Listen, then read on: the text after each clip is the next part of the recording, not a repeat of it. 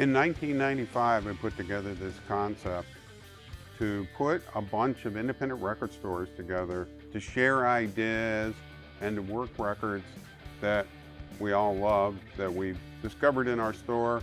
The group became the Coalition of Independent Music Stores in May of that year. We're going to fast forward 10 years.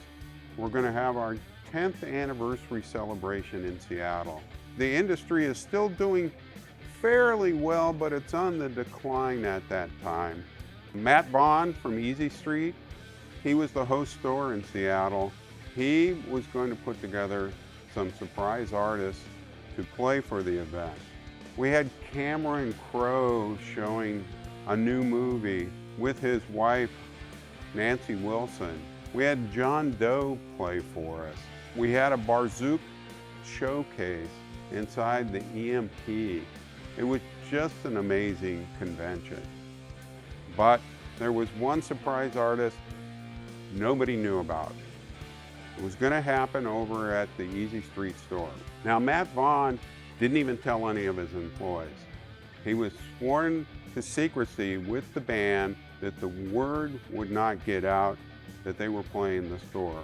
Because if the word got out, there would have been a big crowd that would have came down to Easy Street that night. So Matt told all his employees that they were going to get new carpet. So all the bins had to leave the store. So they emptied the whole store that day. We all got down to the store. There was under 100 of us.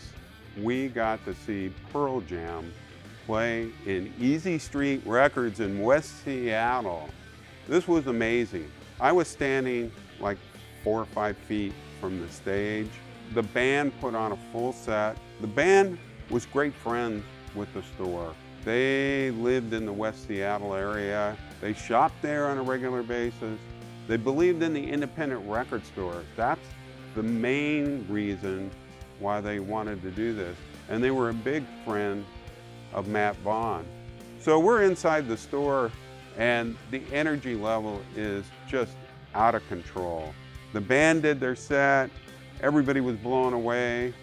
The band came out, talked to all of us. I mean, they were super friendly. It was like they were just like one of us. Now we're going to fast forward again.